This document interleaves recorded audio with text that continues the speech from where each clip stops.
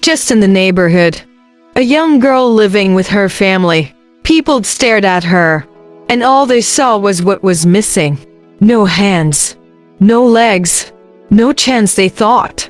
But heaven saw her differently. Her name is Amanda, born with no arms and no legs. And yet, today, she stands taller than most women will ever stand.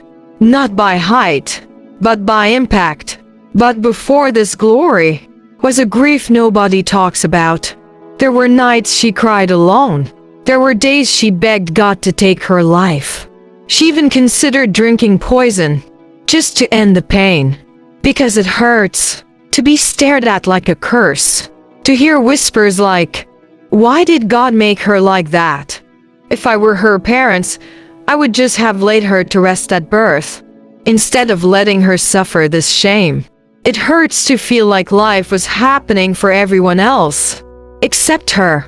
And she's not alone. Many like her. Wheelchair users, amputees, the blind, the deaf. They've felt depression wrap its hands around their throats. Some tried to smile through the pain. Some took their lives. Some nearly did, until mercy reached out and rewrote their story. Because in God's kingdom, what man calls a disability, God uses as a doorway to destiny. The world calls them weak, but heaven calls them weapons. Today, they preach, they run businesses, they raise families, they mentor generations, and build empires, mocked by man, but marked by God. So the next time you see someone and say, "What can they do?"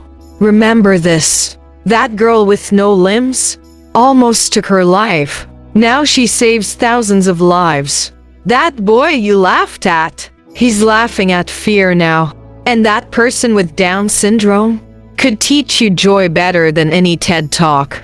So before you judge someone based on what's missing, ask yourself, what if the very thing I mock is the very thing God wants to use to humble me? Because in the end, it's not what's missing that matters, but what's within.